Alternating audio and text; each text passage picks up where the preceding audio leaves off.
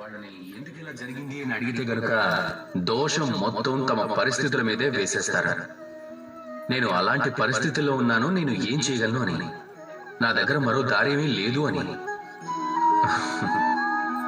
మనం మహాభారతం గురించి ఇప్పుడు మాట్లాడుకుందాం.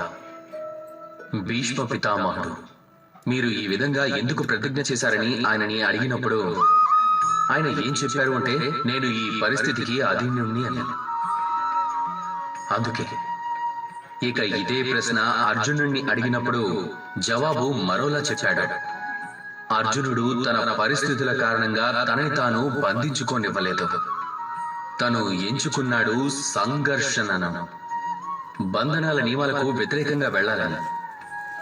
ఈ ప్రపంచంలో మీరు ఏదైతే అవుతారో దాని ఘనత మొత్తం కేవలం మీ పరిస్థితులకి మాత్రమే చెందదు, అది మీ ఎంపికకి చెందుతుంది.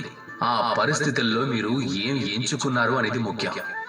ఒకవేళ ఆ సమయంలో భీష్మ పితామహుడు ఆచరణను ఎంచుకునుంటే, అర్థం చేసుకోవడాన్ని ఎంచుకునుంటే, ఏది సరైందో ఏది కాదు అనేది, ఎవరు ధర్మం పక్కనున్నారు ఎవరు లేరు అన్నది, కేవలం అస్త్రాలు తీసుకుని ధృతరాష్ట్రుడు ఇంకా దుర్యోధనుడికి వ్యతిరేకంగా నిలబడాల్సింది. ఈ మాత్రం చేసుంటే మహాభారతం లాంటి మహాయుద్ధం ఎప్పటికీ జరిగేదే కాదు.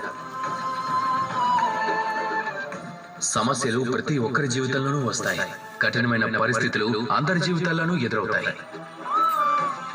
ఎవరు శ్రేష్టమైనది ఎంచుకుంటారో ఆ వ్యక్తే ముందుకు సాగుతాడు.